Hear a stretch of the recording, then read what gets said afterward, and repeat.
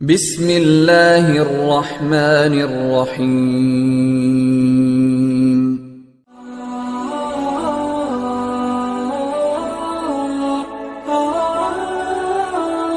اللہ کہتا ہے کہ میرا بندہ میں تیری ماں سے 70 گنا کا مطلب سدا 70 نہیں ہوتا، لا محدود درجے میرا پیار ہے۔ پھر تسلی نہیں ہوتی، اللہ تو قرآن تو بھیج رہا ہے، پتہ نہیں ہم عمل کر سکیں گے کہ نہیں کر سکیں گے۔ تو پھر اللہ کہتا ہے الرحمن الرحیم۔ کیوں ڈر گئے ہو؟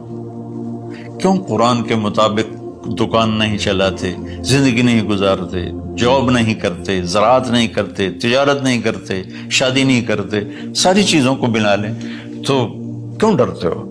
رب العالمین پہلی گارنٹی، الرحمن الرحیم پہلے بسم اللہ سے، پھر دوسری گارنٹی اللہ کہ میں اللہ ہوں، نفع نقصان کا مالک ہوں، پھر رب العالمین تم پر مہربان ہوں، تمہارا پالنے والا ہوں، پھر الرحمن الرحیم کی دوبارہ تکرار ہے۔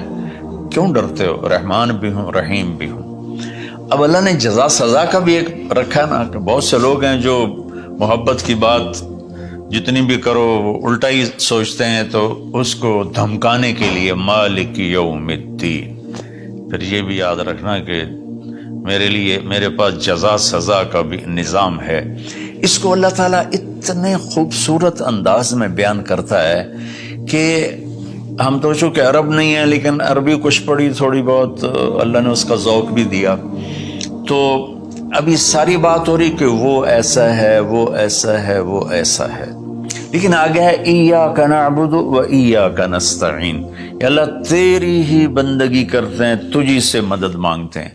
تو ایک دم جیسے اللہ سامنے آ گیا ہو، الحمدللہ رب العالمین الرحمن الرحیم، ان الفاظ نے اس طرح کر دیا جیسے اللہ میرے سامنے آ گیا ہے، جیسے کأنک تراہ، جیسے اللہ میرے سامنے آ گیا تو میں کہتا ہوں ایاک نعبد، یا اللہ میں تو تیری ہی بندگی کرتا ہوں، و ایاک نستعین، یا اللہ میں صرف تجھے پکارتا ہوں مدد کے لیے، میں کسی اور کو نہیں پکارتا۔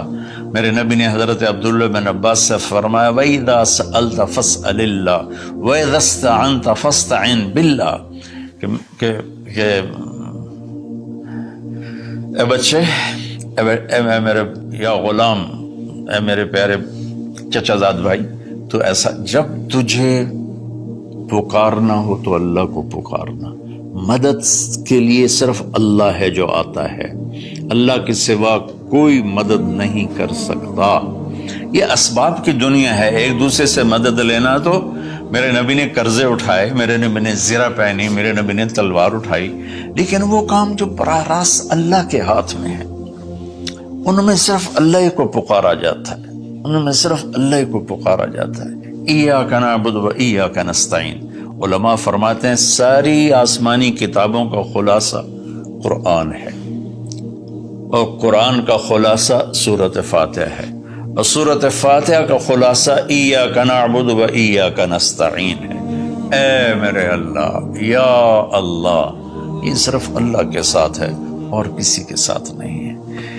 تو پھر اللہ تبارک و تعالیٰ، چونکہ میں نے پہلے شروع میں کہا تھا کہ ہم زندگی گزارنے کا طریقہ نہیں جانتے، تو اللہ نے ہم سے یہ دعا ہم پہ فرض کر دی کہ تم نے یہ مانگنا ہے، چونکہ تم اندھے ہو، جاہل ہو، کہو اہدنا۔